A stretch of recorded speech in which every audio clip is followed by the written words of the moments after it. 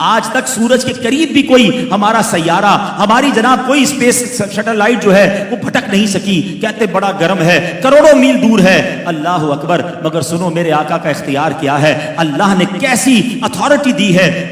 نبی پاک علیہ الصلوۃ والسلام جو ہیں مولا علی کی گود میں آرام کر رہے ہیں، مقام میں صحبہ ہے. مولا علی کی نماز کا وقت چلا گیا. نبی پاک نے اثر ادا کر لی تھی، حضرت علی نے ادا نہیں کی. اب مغرب کا وقت ہو گیا، سورج غروب ہو گیا. نبی پاک نے مبارک آنکھیں کھولی، مولا علی کو دیکھا تو چہرے پہ افسردگی. اے علی کیوں افسردہ ہو؟ کہتے حضور علی جب سے ایمان لایا ہے کبھی کوئی نماز قضا نہیں ہوئی. حضور آج اثر چلی گئی ہے. سبحان اللہ. میرے آقا کی کوئی خدمت کرے وہ محروم کیسے ہو سکتا ہے؟ سرور کائنات نے ہاتھ اٹھائے. الفاظ سنو، اللہ کے حبیب فرماتے ہیں، عرض کرتے ہیں اللہ کی بارگاہ میں، اے اللہ علی تیری اور تیرے حبیب کی فرما برداری میں مصروف تھا. پھر سمجھو اس بات کو، خدمت تو کس کی ہو رہی ہے؟ نبی پاک کی ہو رہی ہے نا. آقا نے آرام کیا تھا مگر اللہ کے نبی کیا فرما رہے ہیں، عرض کیا کر رہے ہیں، اے اللہ علی تیری اور تیرے حبیب کی فرما برداری میں مصروف تھا. سبحان اللہ. اب اعلیٰ حضرت کا شعر شاید جلدی سمجھ آ جائے گا کہ بخدا خدا کا یہی ہے در، بخدا خدا کا یہی ہے در، نہیں اور کوئی مفر مکر جو وہاں سے ہو یہیں آ کے ہو، جو یہاں نہیں وہ وہاں نہیں. اللہ کے حبیب نے دعا کی. دنیا نے آج تک یہ منظر نہیں دیکھا تھا. لونر سائیکل جو ہے یہ بتاتی ہے کہ جناب عصر کے بعد مغرب اور مغرب کے بعد عشاء کا وقت ہوتا ہے. مگر اس دن زمانے نے عجب منظر دیکھا. عصر کے بعد مغرب تو ہوئی مگر مغرب کے بعد پھر عصر کا وقت شروع ہوتا ہے. سورج واپس پلٹتا ہے، سورج کی شعائیں جناب اس علاقے میں پھیلتی ہیں اور مولا علی اپنی اثر ادا کرتے ہیں. نبی پاک کی کس کس اختیار کی بات کی جائے. اب کس طرح اب بیماروں کا علاج فرما دیتے، زہر کا تریاق فرماتے. غار ثور کا واقعہ کسے یاد نہیں؟ بچپن سے واقعہ سنا ہے، سینکڑوں بار سنا ہے. جب بھی سنتے ہی ایمان تازہ ہوتا ہے کہ سیدنا ابوبکر صدیق کی گود میں جب نبی پاک آرام فرما رہے تھے، سانپ نے کاٹا. صدیق اکبر نے کیا فیصلہ کیا؟ جان جاتی ہے تو جائے، محبوب پاک کا آرام میں خلل نہیں ہونا چاہیے. آنکھوں سے آنسو نکلے، نبی پاک کے مبارک رخسار پر گرتے ہیں. آقا آنکھیں کھل کے فرماتے ہیں، اے ابو بکر کیا ہوا؟ کہتے حضور سانپ نے کاٹ لیا ہے. نبی پاک نے کسی ایمرجنسی وارڈ کی طرف نہیں بھیجا، کسی ہاسپٹل کے پاس نہیں بھیجا.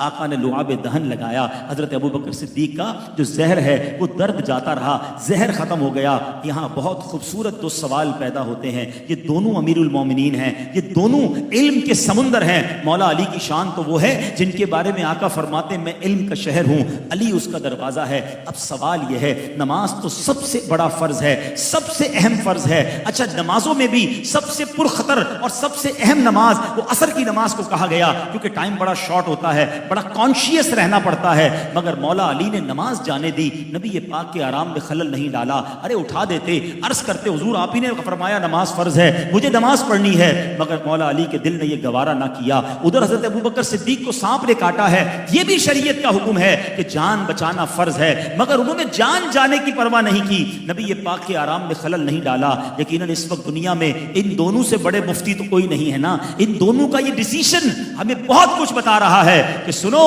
یہ فیصلہ کیا تھا، یہ ڈیسیشن کیا تھا، سیکھنے کو کیا ملا. بریلی کے تاجدار یہ ساری بات 2-3 شعروں میں ہی سمجھا دیتے ہیں. آپ فرماتے ہیں مولا علی نے واری تیری نیند پر نماز، اور وہ بھی عصر سب سے جو اعلیٰ خطر کی ہے. صدیق بل کے غار میں جان ان پہ دے چکے اور حفظ جان تو جان فروز غرر کی ہے. دونوں نے تو کام کر لیا نا. مگر آقا نے کیا کیا؟ ہاں تو نے انہیں جان، انہیں پھیر دی نماز، پر وہ تو کر چکے جو کرنی بشر کی ہے. انہوں نے اپنے کام کر دیا. اب اعلیٰ حضرت کہتے سیکھنے کو کیا ملا، عطر کیا ہے، ایسنس کیا ہے، ان دونوں واقعات سے سیکھنا کیا ہے. آپ کہتے ہیں ثابت ہوا کہ جملہ فرائض فرو ہیں. پتا چلا کہ سارے فرض جو ہے نا یہ شاخیں ہیں، فرو کہتے ہیں برانچز کو. تو پھر اصل کیا ہے، ٹری کیا ہے، تنا کیا ہے؟ فرمایا ثابت ہوا کہ جملہ فرائض فرو ہیں، اصل الاصول بندگی استاجور کی ہے. آقا راضی ہیں تو رب راضی ہے. تم ساری زندگی نمازیں پڑھ لو، ساری زندگی قرآن پڑھ لو، اگر دل میں عشق رسول نہیں ہے اور تم سے اللہ کے حبیب راضی نہیں ہیں، تمہاری نمازیں کام نہیں آنی، تمہارے روزے اور عبادتیں کام نہیں آنی. کیونکہ ثابت ہوا کہ جملہ فرائض فرو ہیں، اصل الاصول بندگی استاجور کی ہے. نبی پاک کی رضا کو تھامے رکھنا، کیونکہ یہ راضی ہو گئے تو رب بھی راضی ہو جائے گا. کیونکہ آقا رب کے حبیب ہیں، حبیب راضی ہو